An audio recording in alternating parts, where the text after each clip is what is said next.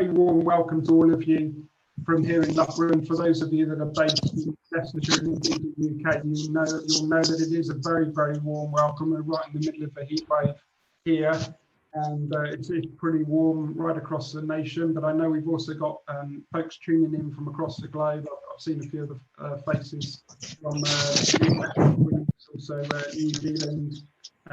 So I guess this is probably one of the more positive features of the COVID pandemic. Normally we host these face-to-face on campus, but obviously with the new technology now and the use of these video calls, it's great to be able to welcome people not just onto our campus, but also online and across the globe itself. So for those of you that aren't familiar with Loughborough, if you think of a photo of the UK, we're pretty much smack bang right in the centre of the UK, and you can see our, or at least part of our wonderful campus there, and our National Centre for Sport and Exercise Medicine, where this guest lecture is being held this evening. It's based in one of the buildings on the left-hand side of your screen there.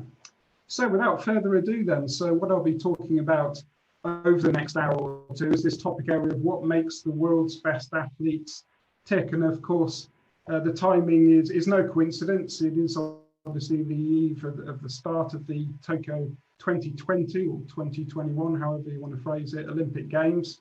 And I believe congratulations are already in order for the Great Britain team, and the women's football team won this afternoon in their first match. So we've got off to a great start there. And what I'm going to be talking about is a bit about the psychology of some of the world's best athletes and delve into some aspects of the psychology. But what I want to try and do is go beyond a bit of what you've probably heard of before, some of the techniques that top athletes will use, things like visualization and goal setting.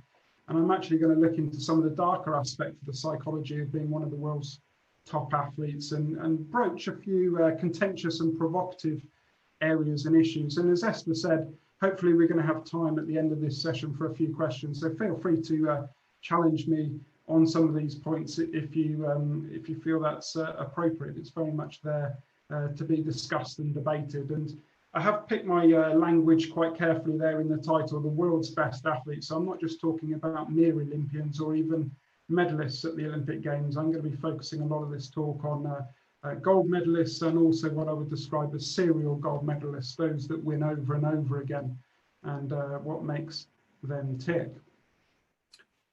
So I think a good starting point for this session is when we're talking about the world's best athletes at the very highest levels of sport. Obviously, we're talking about those that win gold medals. That is the pinnacle of world sport, particularly in the different Olympic sports. And it's worth stating that the margins for victory here at the elite level of sport are narrow. They're typically minute, in fact. And this is one of my favourite photos, actually, from Olympic competition. For those of you that know me, you'll know that I've got a bit of swimming background, one of my favourite sports.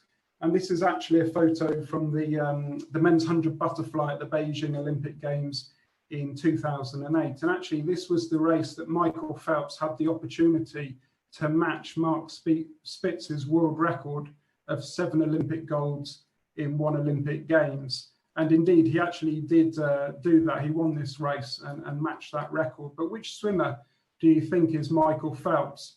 And your gut instinct might be the swimmer on the right-hand side who's inches away from touching the wall, whereas the swimmer on the left-hand side still has to pull his arms over the surface on the last butterfly stroke. But if you just see here now, the actual photo finish itself, the swimmer on the right, which was Kavik, he glided in and he's barely touching the wall as Michael Phelps finishes on 1 stroke. And it illustrates just how close these margins of victory are, 100th of a second separating these 2 swimmers. And it wasn't just this Olympic gold medal at stake.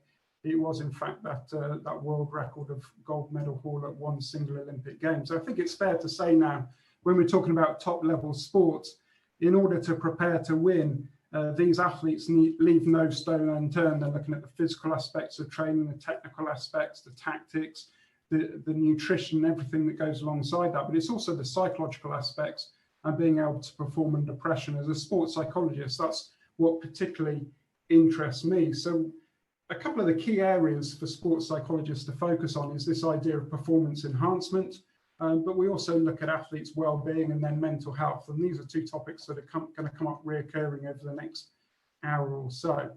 And I could talk about these in quite some detail, but what I'm going to do is give you a brief overview for those of you that aren't too familiar with the topic area of sports psychology. So if we take performance and the idea of performance enhancement and betterment first, what does this actually refer to? Well, I'd like to talk about three different aspects: self-know-how, environmental know-how, and performance know-how. And I've chosen that word know-how very carefully.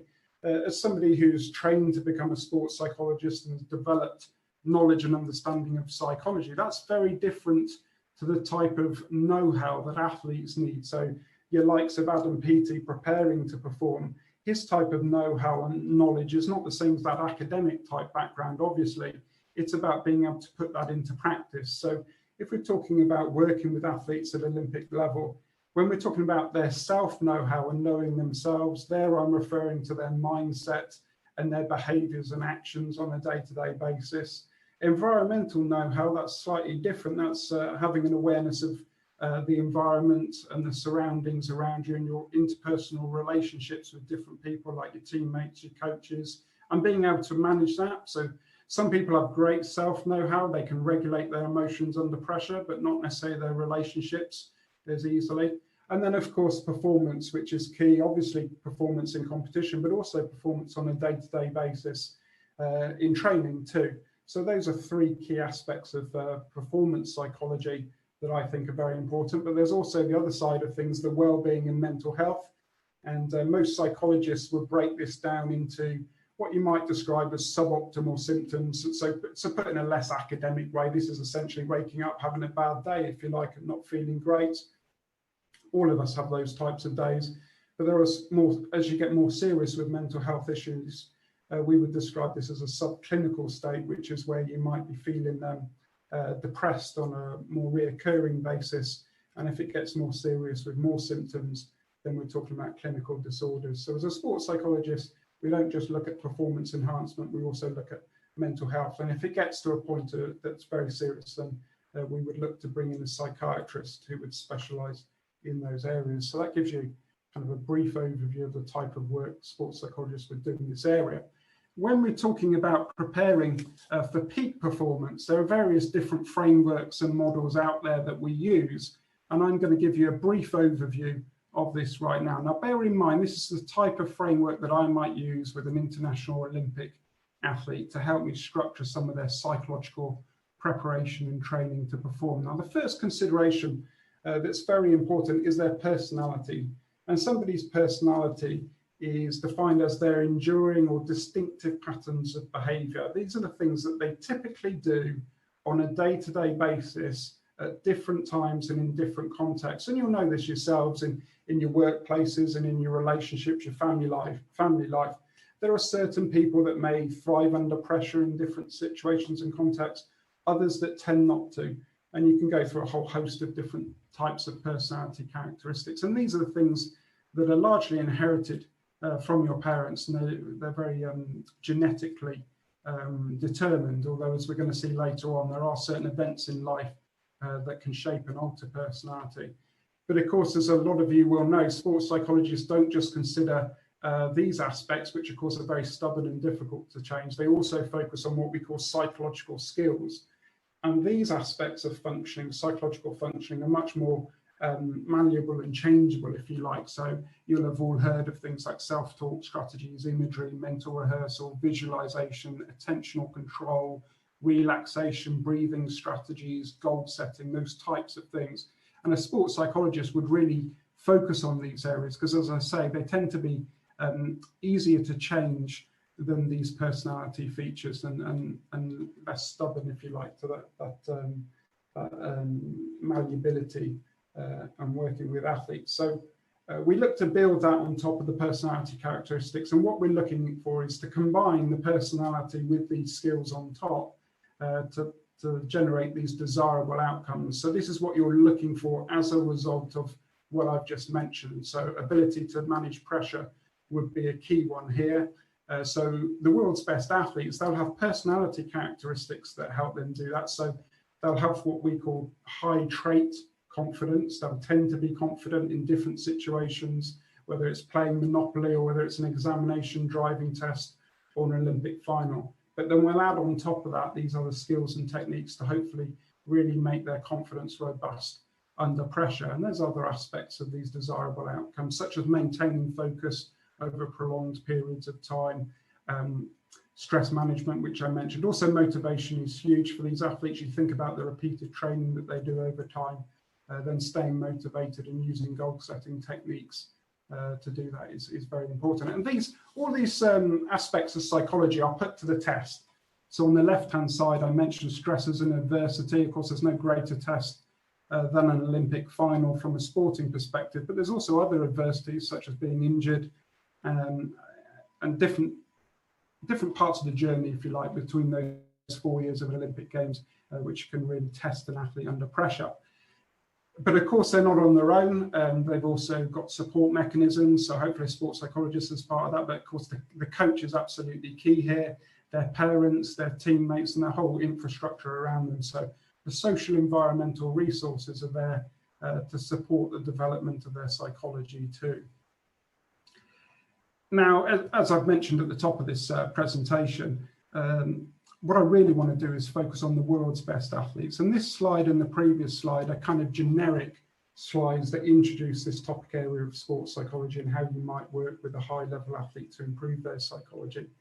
And it's tempting to think that the best athletes in the world basically have better or more of these characteristics. And I think that is true up to a point. I think definitely the best athletes in the world, we do know from the research, are better able to use visualization and goal setting. They have better relationships with their coaches, with their support staff, and all of this gets thrown in the mix to perform under pressure. But I also think that that isn't quite enough to explain what differentiates these serial gold medalists and champions from the rest. And that's something that I want to try and explore in a bit more detail over the remainder of this presentation. And to do that, what I'd like to do is just cast our minds back to the origins of the Olympic Games. And the first Olympic Games were held in 776 BC in Olympia in Greece. And the contest itself was held in honor of the Greek god Zeus. And the victory banquet that was held at the end of the competitions involved a whole host of different celebrations, such as a procession to the temple and a wreath of live branches placed on the winners' heads with flowers. They feasted long into the night. And when they left Olympia and returned to their surrounding villages, there were often statues erected, different parades, songs, poems. They had their choice of seats at public spectacles, the winners did. And quite often they were exempt from paying taxes, and they had various cash rewards.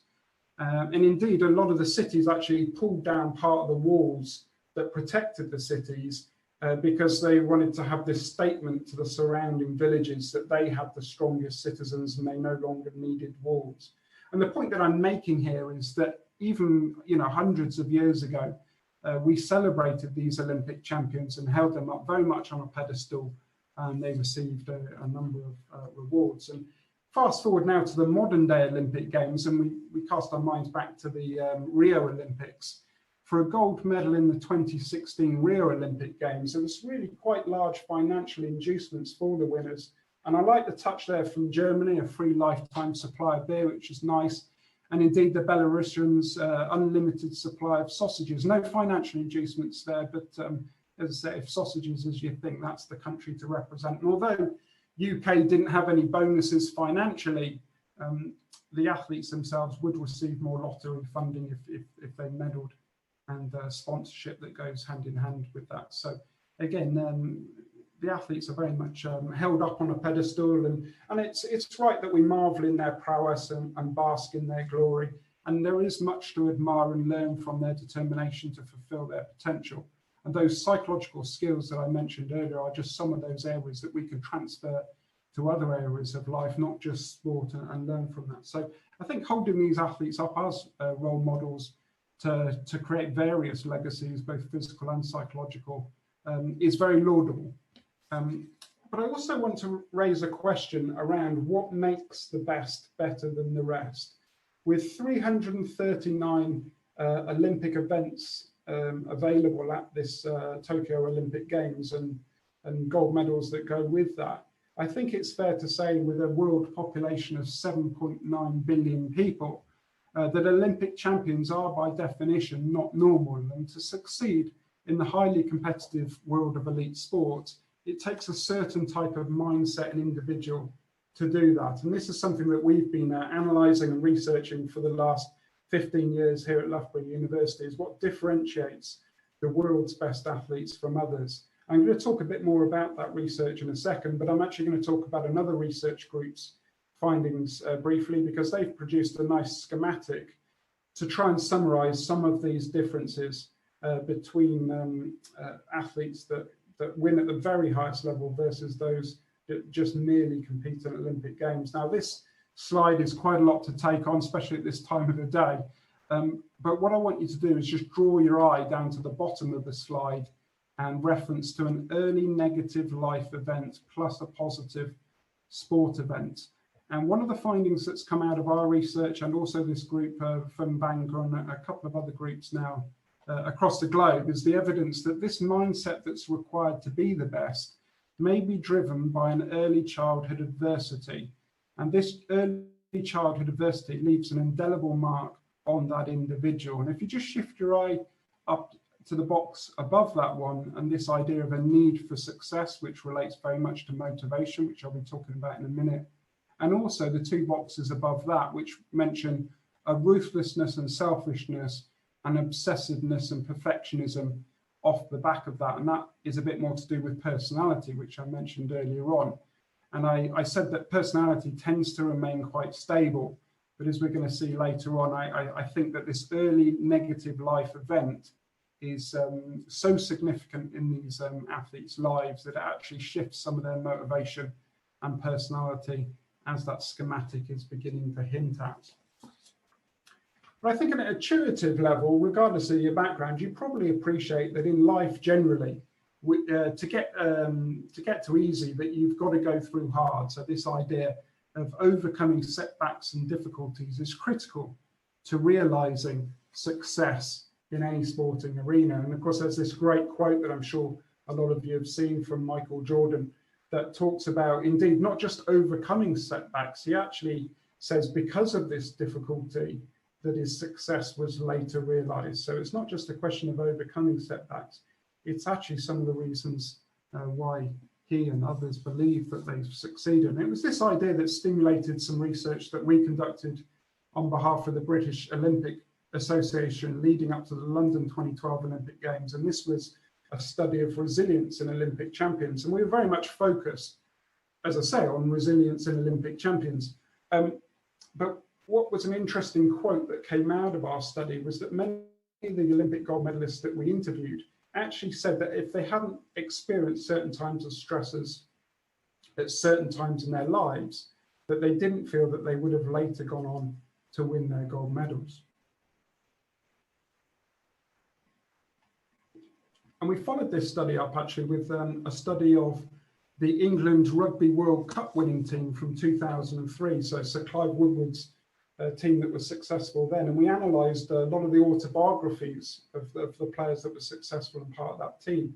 And a lot of them referred to this tour of hell from 1998, where England got really thumped. And they said that was a huge turning point, that adversity from repeated failures.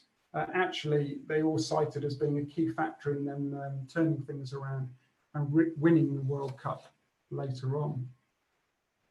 So apologies for some of the words and everything on this slide, but I wanted to get across what the research has found in this area. There's been a lot of studies of what are these types of adversities that athletes experience. And we found there are various sport ones that are sport-related and various non-sport-related adversities. So injury will come as no surprise, but also physical illness, so such as cancer, various illnesses, developmental experiences, ADHD, dyslexia, those types of things, mental health issues, obsessive compulsive disorder, depression, those types of things, various interpersonal experiences, falling out with teammates, family dysfunction, various sport-specific experiences, so non-selection from Olympic Games. We've seen this, in fact, just literally in the last day or so with some of the a couple of swimmers being sent home from the Olympic Games because of an administrative issues. So it's these types of significant stresses and adversities, performance lifestyle issues,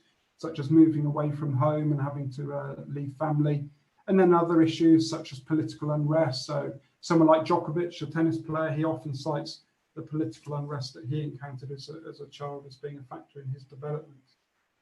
So this slide here really summarizes some of the key findings around this idea of childhood adversity in elite level and top level athletes. And the researchers found that early life non-sport adversity, so this is the type of adversities encountered before a lot of these athletes had even started playing sport, encountered 7, 8, 9 years approximately, appears to be a very consistent feature of the world's best athletes' lives. So the Hardy study that I mentioned previously, every single one of the super elite athletes there had talked about this alongside a positive sport event, and similar with our research at Loughborough as well. Our studies on resilience have found this as being a very, very consistent feature. Lower level athletes who, whilst performing in international competition, they don't appear to achieve at the same level or experience quite the same amount of early life non-sport adversity. And then there's also this interesting finding around later career adversity, which is experienced more in adolescence and teenage years and later on in life. Someone like Roger Federer is an interesting case, some of the things that he experienced a bit later in his career, which doesn't appear to be quite the same level of consistency, but still experienced by the majority of the world's best athletes. Now, in sports psychology, this is quite a provocative and contentious area of debate, and it's talked about a lot on, indeed, not just in the academic journals, but on social media too. But in actual fact, in the scientific research more broadly, it's actually nothing new. It's not a particularly new finding. The first sort of main research was conducted in this area in the 1960s. So this book, Cradles of Eminence, was an interesting study of prominent, successful individuals from a range of different areas, not just sport, but also in politics, business, other areas like that. And they found that 3/4 of the prominent individuals had experienced this childhood adversity, and some of the areas were as follows: poverty, abusive parents, handicaps, and so on. And since these studies in the 1960s, there have been studies of writers, political leaders, most notably English prime ministers.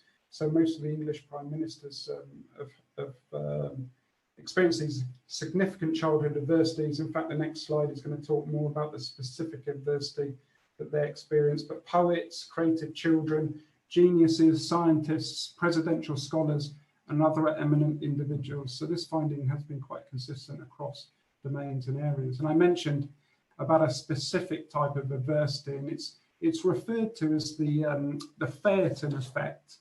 And this is basically referring to eminent individuals who appear to suffer a rate of loss through death of absence of a parent, in particular, most interestingly, of a father, and other types of hardships in childhood. And as I say, that exceeds that's found in the general population, or in the case of elite level athletes, in other lower level athletes. And as I say, it's called the Fairton Effect because it's based on Greek mythology, and Fairton, who was the illegitimate son of Helios, who was a sun god, and Clementine, a nymph.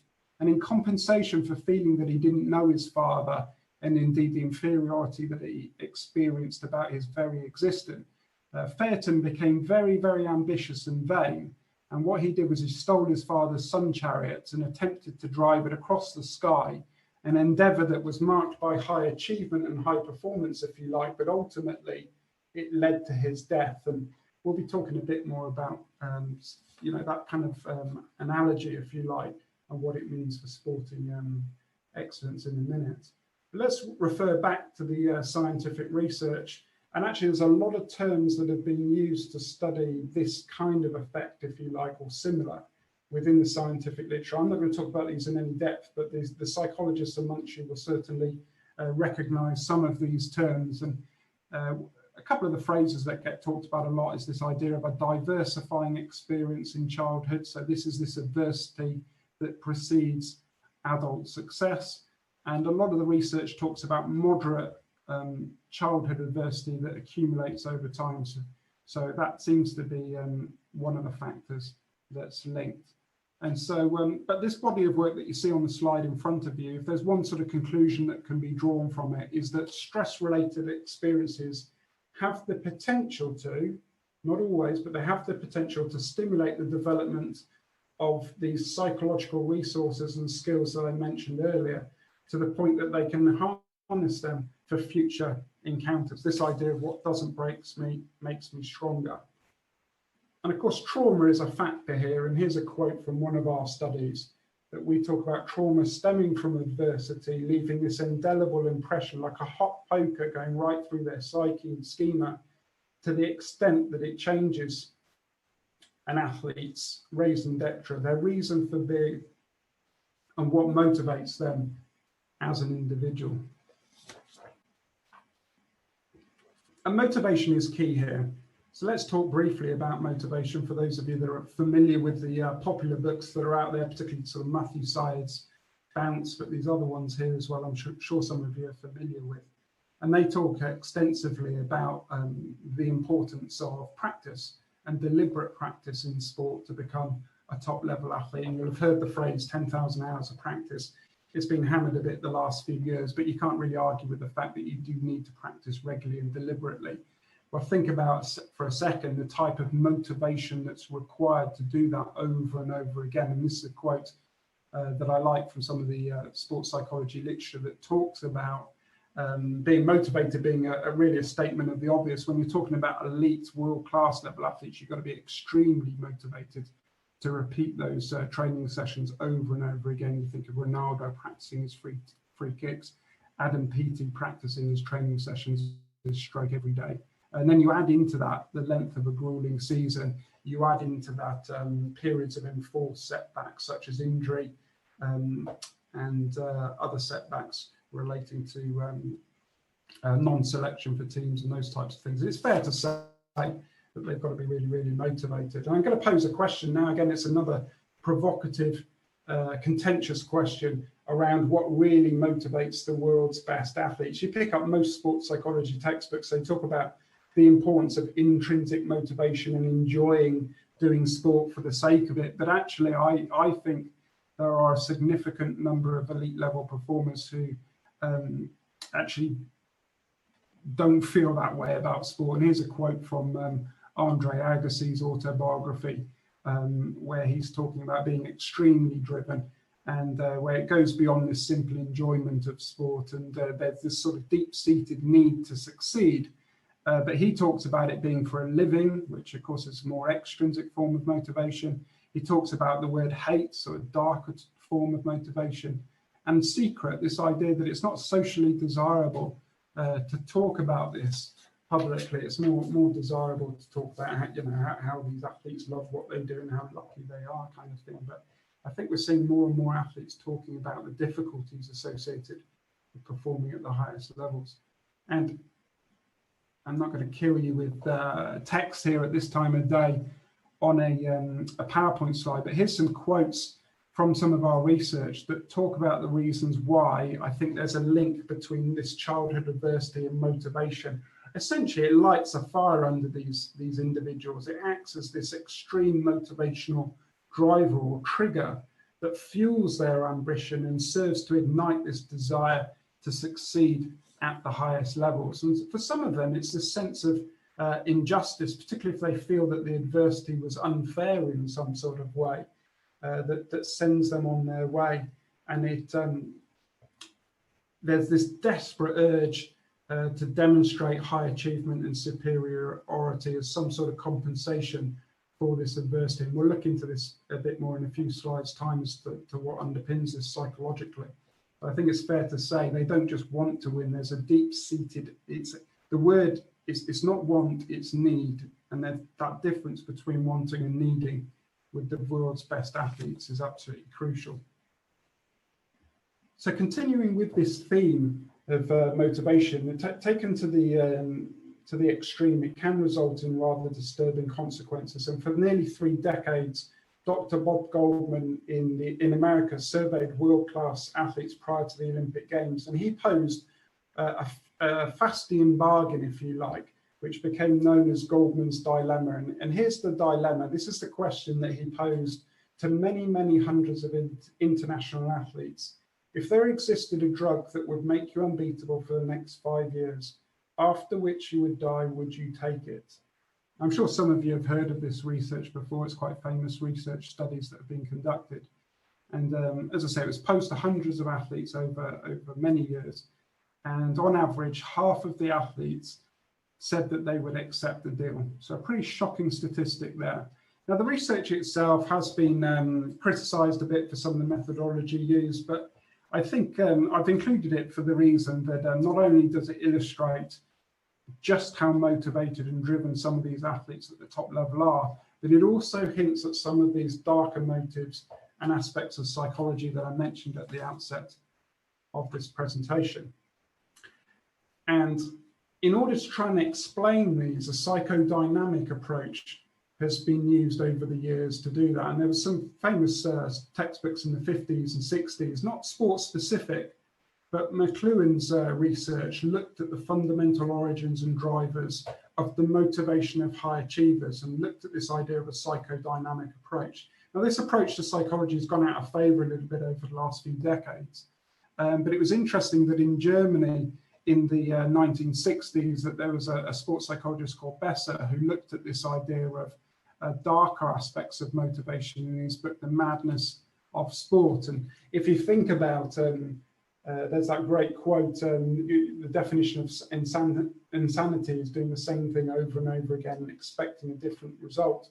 Of course, elite level athletes, that's essentially what they're trying to do, is hone their technique over and over again repeatedly.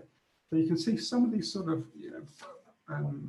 interesting issues around the psychology of motivation. But let me try and explain this psychodynamic approach in a bit more detail in the world's best athletes.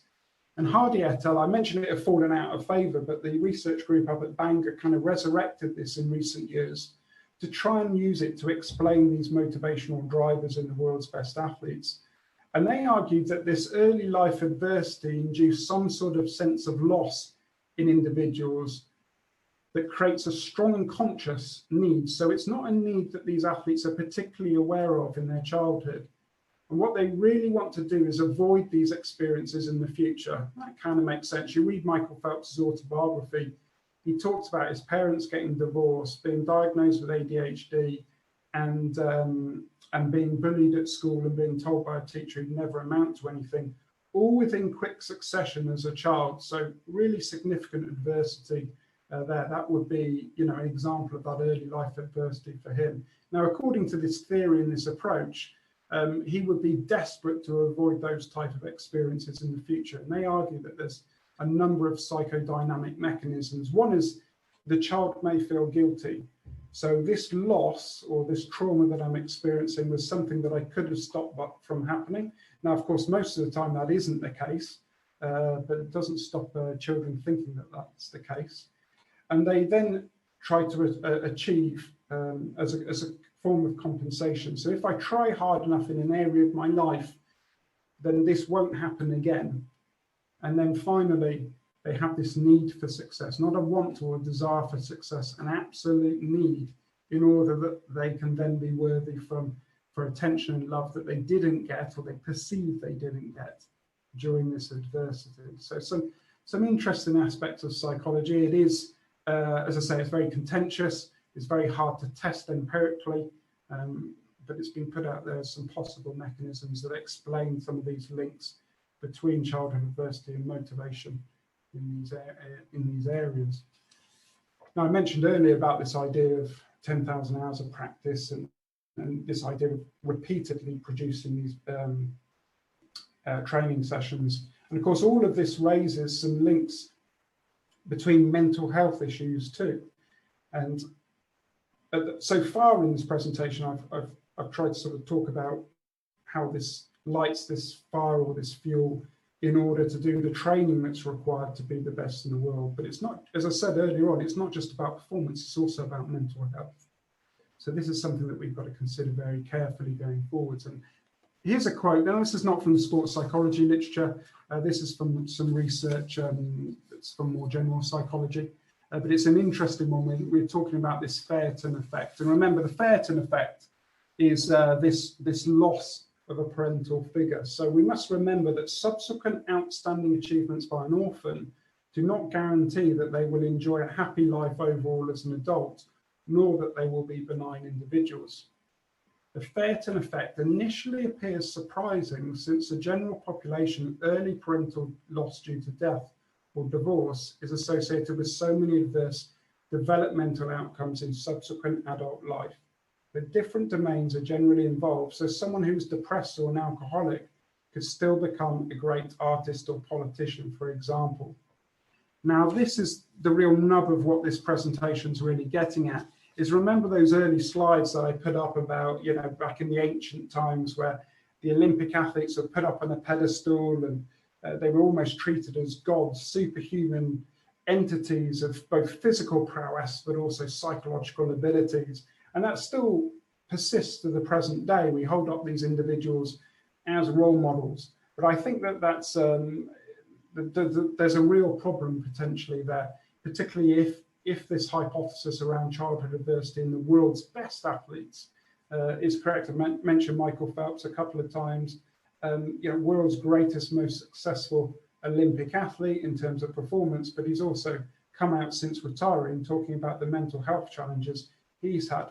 Now, a lot of that, I would suspect, both in terms of his performance, but also his psychology, could be traced back to some of those childhood adversities that I mentioned earlier on.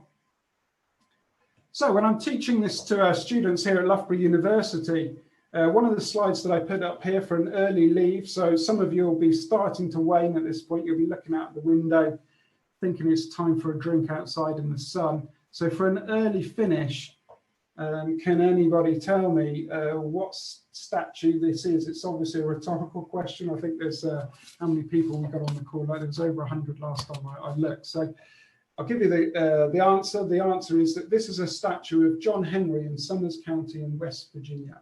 Now, John Henry was a 19th century railroad worker who came from a disadvantaged background, and he purportedly defeated a steam-powered drill in a steel driving contest. He was essentially a black slave at the time,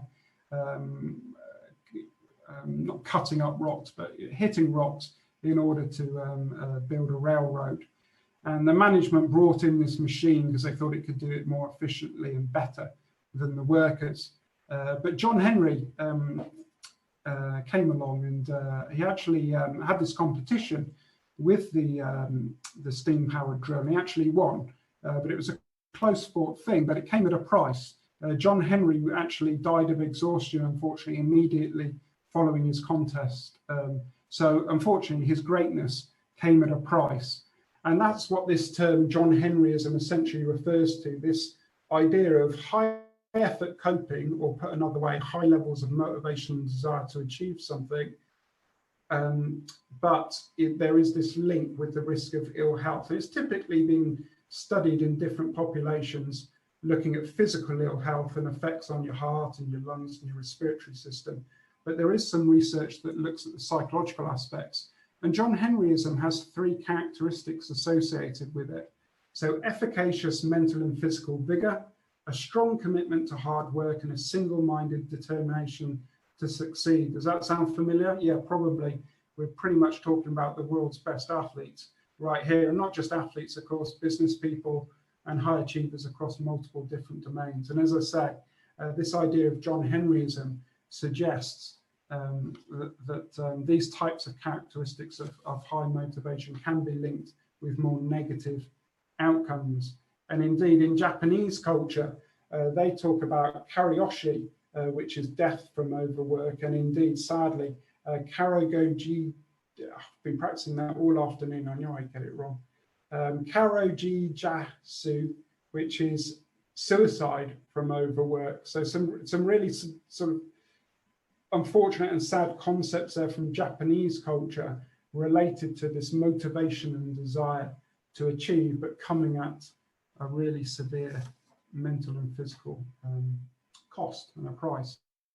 And in the literature, they often talk about this idea of a double-edged sword. So where striving for success acts as a double-edged sword, where on one hand, if you're striving for success, that facilitates success. No surprise there. If you want to be successful, you've got to want to win. But at the very highest extreme levels, it can undermine health.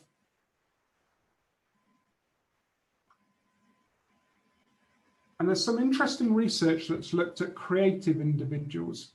And one of the main conclusions from it has been that creative people appear to be more mentally healthy than the general population. But most interestingly, really highly creative people who are a bit off the scale appear to be more mentally ill than the general population. And it was interesting in this research, the researchers concluded that saying that it may appear relevant to other areas of psychological science, such as the factors that distinguish athletes from non-athletes do not have to be equivalent to those that distinguish rare competitors who win multiple golds from those in the same Olympic events who earn only single bronze medals. And he actually says, Simonton, who wrote the work, refers to these factors as being antithetical. And I'll talk more in a second about what that word means, but it's essentially tensions that are created. But we'll delve into that in a second right now. And this leads us on nicely to this idea of personality. We've talked a bit about motivation, but I've also said about personality being very, very stubborn and difficult to change. But if there's one way to change it, it's through extreme life events such as childhood adversity. And so some of the research that we've done, we've argued that it appears that some of this childhood adversity has led to a darker side to psychological processes where these highly driven mindsets border on the obsessional. So again, you think of athletes such as Beckham, Ronaldo, very well known for staying after training to practice over and over again. We would celebrate that as, hold them up as role models, show kids this is how you've got to work hard for success. And of course that's true, but it may not be in quite the noble, virtuous sense that we're doing that. It may be a more obsessive, compulsive, darker drive to be successful. I've mentioned there a very single-minded, narcissistic desire to prove one's worth. So quite a selfish approach. And there's other words there: obsessiveness, perfectionistic, ruthlessness, and so on. And this, again, it's not actually new. Way back in the 60s, in that book that I mentioned earlier on, Cradle of Eminence, they made the statement the normal man is not likely to be a candidate for the Hall of Fame. And I mentioned the madness in sports. So that book there in the 60s makes similar points. And much more recently, this book, Winning at All Costs, Sporting Gods and Their Demons. For those of you that are interested in this area but want a lighter read than the research, this is an absolutely fascinating book written by a journalist and a psychotherapist looking at a lot of the world's top athletes, Maradona, Lance Armstrong, and so on and so forth, and unpicking some of these issues that we're talking about here around their motives and drivers. So this darker side to personality, so what are some of these dark, more socially undesirable personality traits? And I've listed a few of them here, and I've obviously mentioned them on the previous slide. So this is what some of the researchers found. So essentially what this is saying is that these characteristics are quite beneficial performing under pressure. If you're quite narcissistic, by definition, you love walking into an Olympic stadium and being the center of attention. Now, not all of us are wired that way.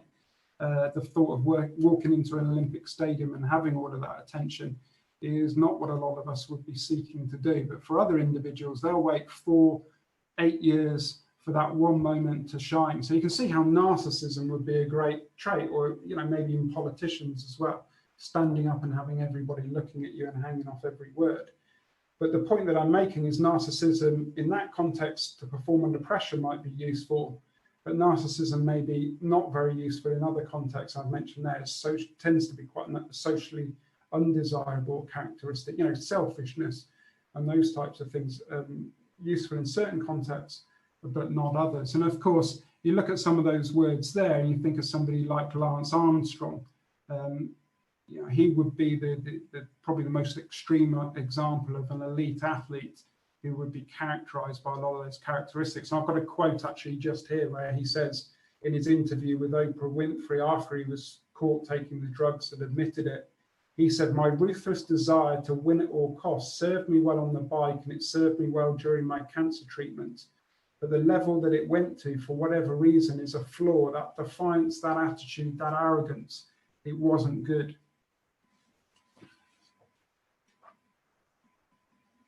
So winning in sport at the highest level isn't normal. Plus, it's unlikely that sports persons with normal personalities or normal relationships or who fit into a normal system will achieve sporting excellence. And indeed, these individuals are different, and they have these idiosyncrasies that make them exceptional and potentially very difficult to work with and communicate with. And I was lucky enough, actually, probably about 15 years ago now, to do some work on Mount Everest. It was really brought home to me when I was working at base camp with some of the mountaineers that were seeking to summit, and I'm sure a lot of you know that there are corpses on Mount Everest of individuals that have really strived to achieve their goals and their dreams. But this quite really brings home some of the realities of, I guess, high performance psychology at the very highest levels. So it really raises this issue of, should top level sport, and when I say top level, I am talking about the creme de la creme, the gold medalists and above, the serial gold medalists, should it come with this mental health warning? And there's a whole host of risk factors that obviously mentioned the childhood adversity and trauma, which, as I say, under certain conditions associated with certain factors can be linked with high achievement. But there's a whole body of research that consistently shows that's also linked with mental health problems, these darker personality characteristics that I've talked about. There's the whole nature of sport and the stresses that go with everything from, losing weight to hit weight targets, getting feedback constantly, comparisons with others, the competition schedule, being away abroad, the culture of being mentally tough, media intrusion, social media, the list just goes on and on of all the stresses of elite level sports. So throw that in the mix, the different outcomes associated maybe with self-harm, alcohol abuse, gambling, these types of things. So not necessarily conducive to mental health. An important thing for us to consider, not just as sports psychologists and those working with elite level athletes. So here's a quote that often gets talked about, a nice quote here actually, this idea that you can't pour from an empty cup, take care of yourself first, and this idea that a happy athlete will be a great athlete. And I guess what I'm doing is sort of challenging some of these phrases in this presentation. Now, it's certainly not simple. There aren't simple answers to this area. But I've chosen my words very carefully on that final quote. A happy athlete will be a great athlete. The word will be and the word great, this is where I think it grates a little bit. I think a lot of the world's best athletes have this chip on their shoulder, which is what sort of motivates them. It's why one Olympic gold medal isn't enough. They've got to keep going and achieve. And in Lou Hardy's research, he used this phrase around uncomfortable truths. That makes us feel pretty uncomfortable, those of us that are working in elite level sports alongside some of these individuals. And here are some of the questions that have been posed in the literature. I've mentioned that one previously. Are the world's best athletes fueled by something more than just happiness and enjoying the sport for the sake of doing it? I think it's fair to say they most probably are. This idea maybe a bit of unhappiness is not such a bad thing from a performance perspective. Now, clearly, unhappiness is not a good thing from a well-being perspective. But if you're happy, content, comfortable, I'm not sure how conducive that is to pushing back the boundaries of world-level sports. And this idea of do nice guys finish last? I talked about character traits such as selfishness and narcissism, and I'm not sure that they do finish last, although I came across an interesting piece of research, nothing to do with sport recently, where they looked at this idea in other contexts, and they actually concluded that nice guys do not necessarily finish last, but they do finish a distant second. So there are certainly some personality characteristics that are a bit more unpleasant that do appear to help with certain aspects of performance. And I put up, just one more point, is this happy, successful champion a myth? And it'd be interesting to see when we have time for some questions, what people sort of think of that idea. But I put up earlier on around this cartoon, but I didn't show you all of it. So for those of you like myself that are kind of a failed elite level athlete, I competed at 2 Olympic trials, but didn't quite manage to get on the Olympic team. This cartoon kind of makes me feel a little bit better about myself. So certainly there can be the message, be careful what you wish for, because success in sport can indeed come at quite a heavy price. And a couple of other uncomfortable truths. For those of you out there who are working with elite level athletes, either as a psychologist or as a coach, it does raise these questions around a conflict, or at least a tension, about our desire to enhance sport performance. That's what we want to try and do on a day-to-day basis. That's our bread and butter. But also this ethical obligation to try and optimize mental health. And I think there's some tensions there, and I certainly don't have all the answers to those. But I've posed this question: will practitioners need to make difficult decisions about what they do helps athletes in terms of their performance, but might hinder? So is that right, just to put that one? And vice versa. Take that line off. I don't know if it's all right with Donna. Oh, is Donna there?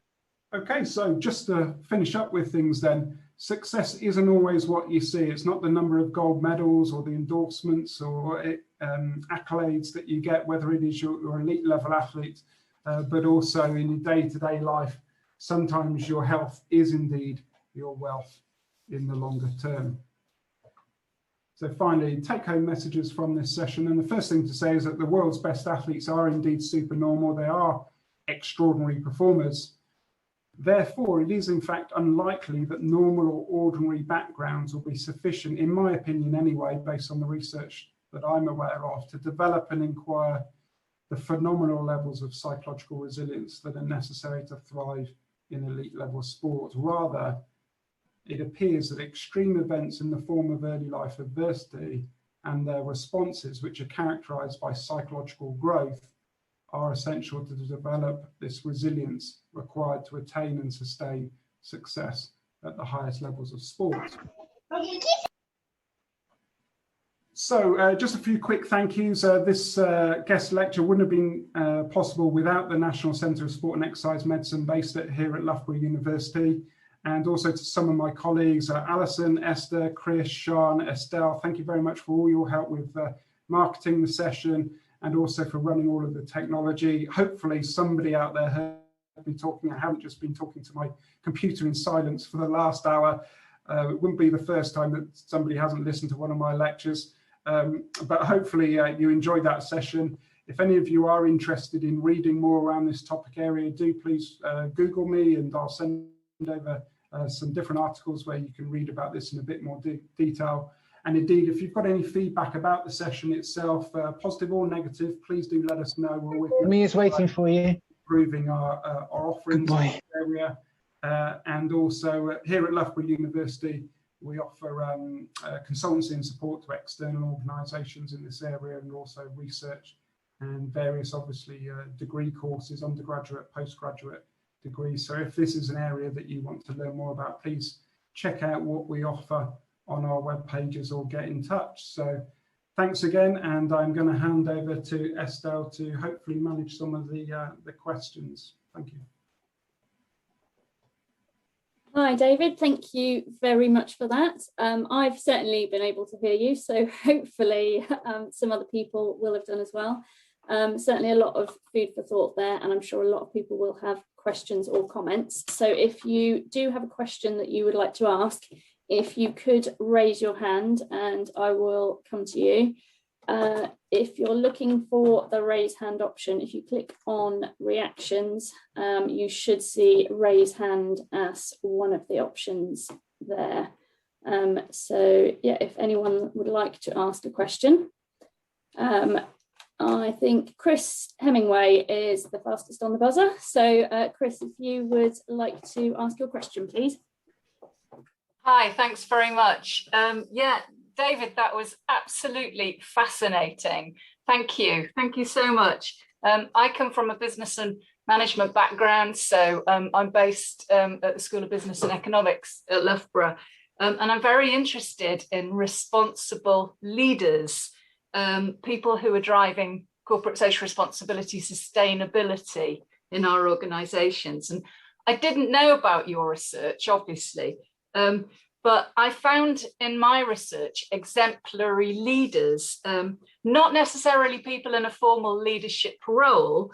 And I also found I got some insights serendipitously, and they support your work, because these exemplary leaders were telling me about what we called momentous turning points. So they were things like death of a child, they were or a turning point, which was a momentous educational experience. Maslow called them peak and desolation experiences, but these underpinned this exemplary behavior. And we found that they're very special people, because they're swimming against the tide, if you like. They're trying to change the modus operandi of profit maximization in business to sustainability. So I just wanted to say, from a business and management leadership perspective, I'm supporting your research, and I found it fascinating. Thank you. Well, thanks very much, Chris, and I'm glad you enjoyed it. And that sounds very fascinating, and we'll have to pick that up offline and continue the conversations. But as I say, most of my focus there was on elite performance, but I do a bit of research in the leadership space. And some of the work that I'm familiar with, coming from a sort of different perspective with leaders, shows that there have been these fundamental turning points in their upbringing as well. And it's interesting when you think about characters like Lance Armstrong and other elite level athletes, it does raise this question around high performance, but also about morals, social interactions as well, mental health. And so it's one thing being a high performer in business or in sport, but can you do it in such a way that you're doing it the right way? There's this social conscience. And of course, all of these issues pervade society more broadly and widely today. So yeah, I think it's a fascinating area. Thanks. I'll send you the paper. I published with Ken Starkey at Nottingham. Thank you very much. Thanks. Thanks very much, Chris, for your question. I've had a couple of comments that if you're on a slightly older version of Zoom, then the raise hand facility might be under participants rather than reactions. So if anyone is struggling to find raise hand, that's where it might be. So I think we can take another question from Peter, if you'd like to unmute and ask your question. Thank you. Thank you for the great lecture and presentation. That was very, very informative and new for me. Just to kind of balance it out, to ask, in the literature, have there been any examples that you've seen where individuals have managed to strive to that level of performance without having that early childhood trauma or adversity? So are there any examples of people coming from kind of more comfortable backgrounds who have still managed to succeed? Thank you. Yeah, great question. I want to be a bit careful here about sort of naming certain names of elite performers. Actually, there's one that I've wrestled a bit with, and I've been posed the question a few times down the years, and it's Roger Federer, who I don't know in any way or capacity, personally, professionally, so I can sort of speak about him because the only thing I can speak about is what's publicly in the domain. And of course, he's one that I guess would appear to sort of buck the trend in some respects.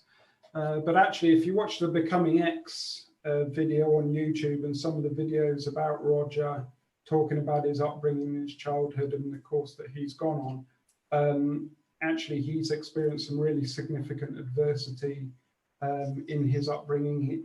I think he had a coach called Pete who died just before he broke through on the senior circuit, which was extremely traumatic for him, where you watch interviews further, well over a decade later, and he's really shaken up by it. And he talks about how it completely changed his approach to tennis and being professional, wanting to fulfill his potential and things. And then also he's talked a lot about not being able to handle his temper in the early years, and this sort of built up anger. So he's not sort of the polished article that we've sort of seen in recent years. So he's an interesting one that, as I say, at first glance, he sort of appears to buck the trend. But I think the more things I've seen and read about him, it strikes me that he's had a terrific social support around him with sports psychologists and others, and his family support as well. That's helped him overcome some of the the mental health challenges, I guess, associated with it. I have heard a podcast recently with a top level athlete, Olympic athlete, who's been very successful, who said that they hadn't experienced any childhood adversity, and they'd heard about this sort of hypothesis and they sort of challenged it. But then I have heard something about them having an absent father, but it probably wouldn't be appropriate for me to sort of go into that one in any depth. So it's interesting. It's certainly interesting. And then the other thing that I think is very interesting in this area is the psychology of researching this area, because it is obviously extremely contentious. If you go on social media, you can see some researchers having a real old debate on this. So you've got to be very careful about your own cognitive biases, and obviously looking for evidence that supports your own hypothesis. You can have too much skin in the game, as it were, as a researcher, and that's the same in any area of research. So that's another thing that's a factor. And also, of course, all the social desirability issues around, say, an athlete disclosing some of these issues. But of course, this is changing so fast. 3 to 5 years ago, mental health issues and adversity and those types of things weren't really disclosed, whereas now we're seeing it far more regularly. So yeah, but to answer your question, I'm yet to find any, certainly in the research literature, I haven't found what I would call any satisfactory research. The buck's a trend, but anecdotally, I'm still yet to find too much. But I do think there'll be some, there will be some exceptions. But it's about the resilience that's required at the very highest levels. It begs the question: how do you develop the resilience of a Djokovic or a Ronaldo or these types of athletes to do what they do over and over again and be successful? And I don't think that can be just explained by your social support mechanism or your psychological skills training. Yeah, they're important, but I think there's something else that you've got to add on top of that. Great. Thank you. Great. Thank you, Peter. I hope that's answered your question. And I think moving on to Michelle, I think had a hand up next. Yeah, hi there. It's Michele. Oh, sorry. It's all right. Yeah, it's all right. Everybody just does it as Michelle. I'm fabulous and very fascinating presentation. And I think sports psychology in the coaching realm, it's probably a little bit underrated from what I've seen so far with my experiences. And yeah, hopefully it's gonna get more and more interesting in the next few years. Coming to the question, you mentioned Michael Phelps a few times and his documentary, The Weight of Gold, that I think he published last year at probably September, October in the past year. And he basically brings up his experience of other Olympians related to the kind of post-Olympic depression. And he basically said, okay, I've been a very good swimmer and I had I won the highest amount of medals among everybody else in the Olympics ever, but I was not happy. I was seeing myself just a swimmer. And pretty much every single athlete that was on the documentary, they felt this depression, the feeling of even not willing to live anymore after the Olympics. And that's something that a few athletes I had the fortune to work with experienced as well. Not maybe gold or medalist in the Olympic Games, but Olympic finalist or athletes of this caliber. So I don't know if there is anything you would suggest in dealing with this type of athletes and what we could do to move forward, and having it a little bit broader, how to help these type of athletes moving forward after their athletic career. Like, I've been an athlete for 20 years until my 40s, and then I have to move forward and do something else. How can we help these athletes to not feel the swimmer or runner or footballer, but something else in their life?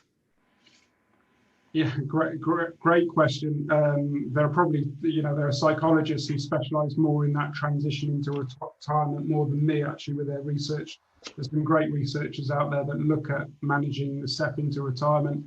For me, actually, the bigger challenge is when they're competing, because as I say, that I believe there are certain character traits such as perfectionism, narcissism, selfishness. I believe they help with high levels of elite performance, but I don't believe they help with mental health.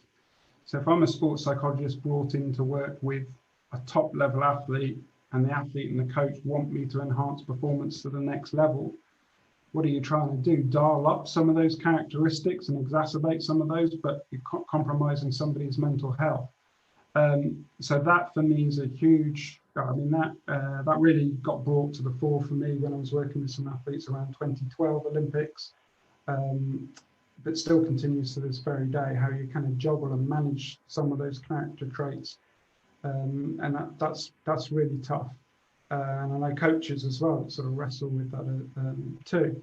I think once they've retired, athletes have retired, then they don't necessarily have that achievement in a sporting context. So you can begin to try and manage traits such as selfishness, perfectionism, and things like that, and dial them down because performance enhancement isn't an issue.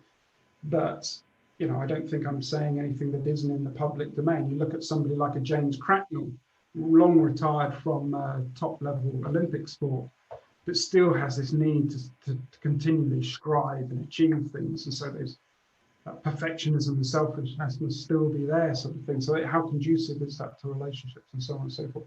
So I think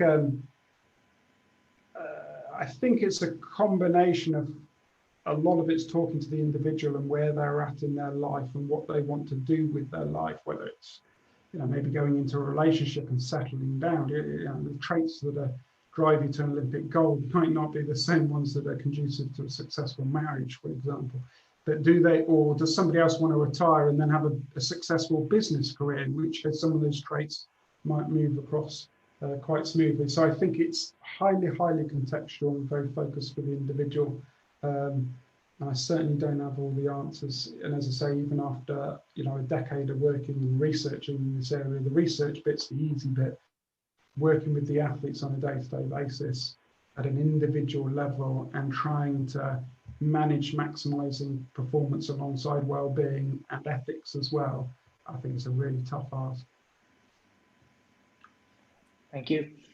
Great, thank you very much for that, and thank you for the question. I think we've got time to take two more, if that's okay. So I think the next one we'll go to is Dave. Please, Dave, if you'd like to unmute and ask your question. See if I can unmute. Can you hear me? Yes, we can, yeah. Wonderful. My technology is not nearly as good as yours. I'm old school. David, I just really want to compliment you as always. You're just outstanding, bringing theory to practice and highlighting some of these new issues of the Andre Agassi and people's socialization and some of the darker sides that in fact impact motivation. It was wonderful. But a couple other things that came to mind in listening to you talk, always bringing up maybe the situational components.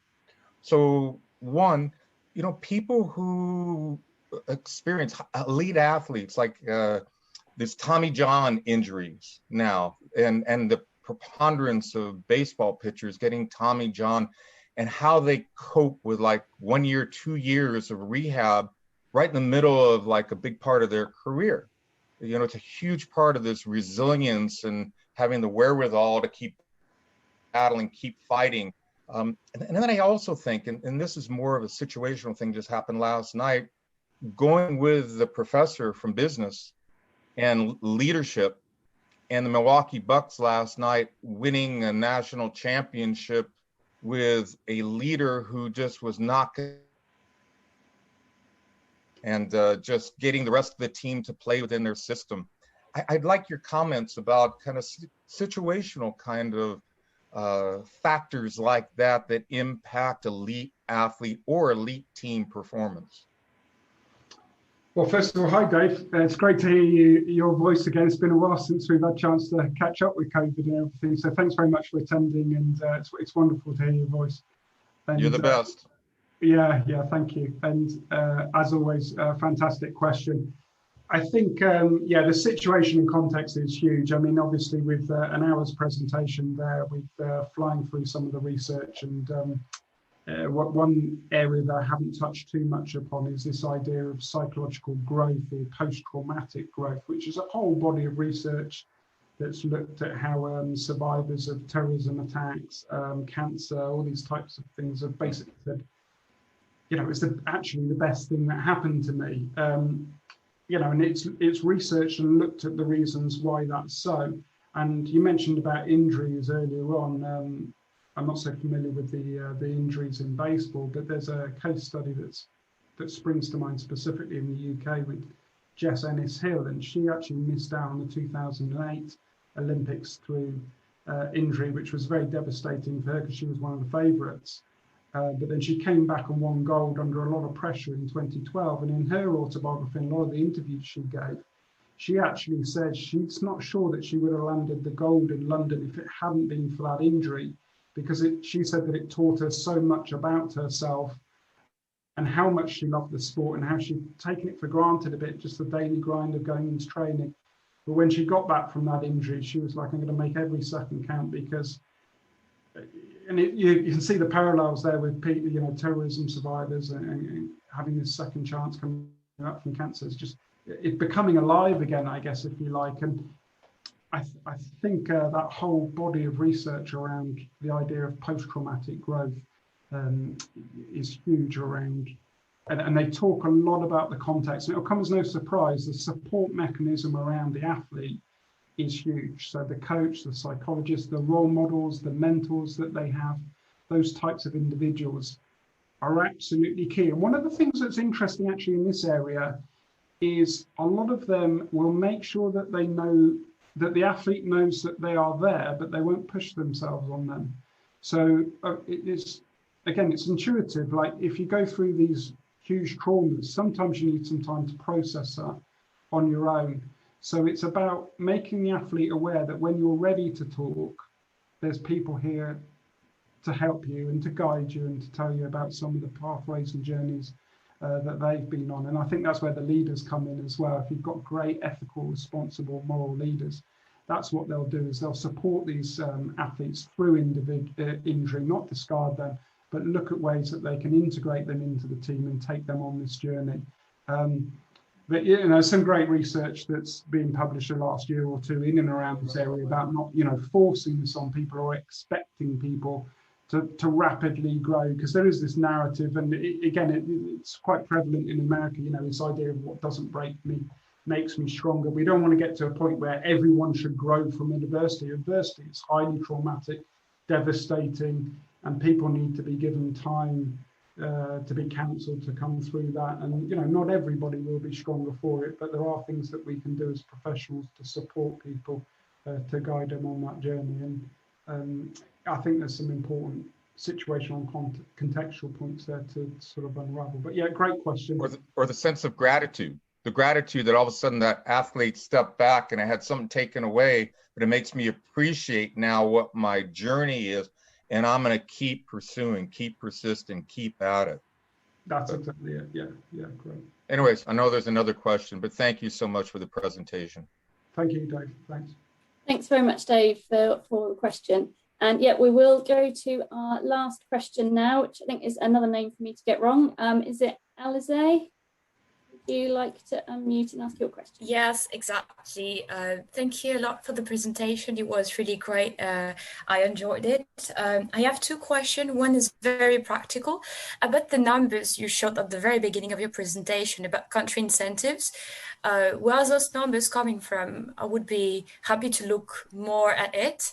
So this is the first question. And the second is, following what you said about the Goldman dilemma, you talked a little about drugs, and then I wanted to add the question about doping. I've discovered a lot about the psychology of athletes, high-performing athletes, and if there is this much pressure on them, then do you have any insight about psychological motives that could lead athletes to go for doping and cheating? Thank you. Yeah, great questions. I'll take the second one first. Again, the psychology of doping actually isn't my area. There's a couple of great research groups around. Sue Backhouse up at Leeds Metropolitan University. So check out her research, and she's looked a bit at some of the motives that underpin the doping. But talking about a bit more about what I do know, stemming from the high levels of motivation. I guess it's this phrase "winning at all costs," is where you know, a Lance Armstrong, by his own admission, would say winning was the be all and end all. He had to win. It was a need. It wasn't a want. I didn't want to win. It was an absolute need, and at all costs, I'll do whatever it takes. And I think it's there where it spills into something that's more darker.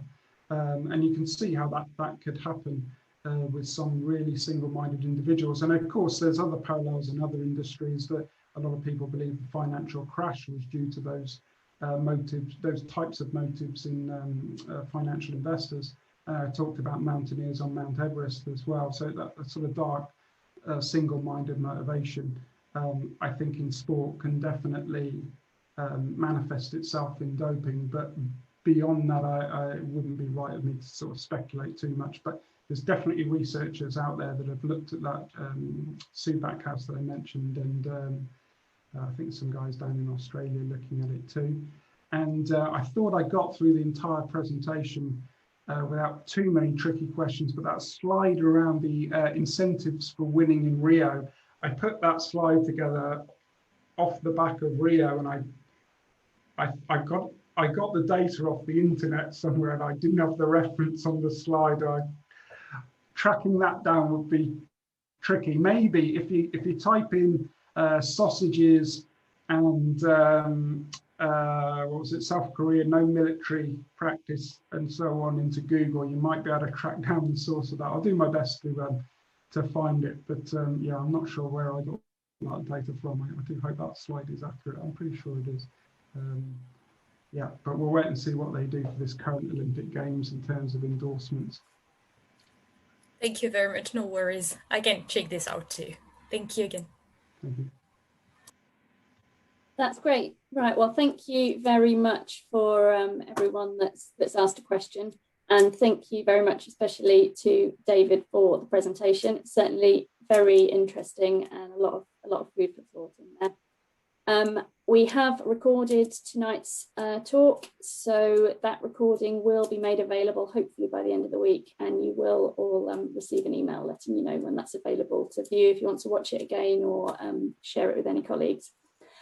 So yeah, once again, thank you very much for spending your evening with us, and yeah, we'll hopefully see you on another event sometime soon. Thank you.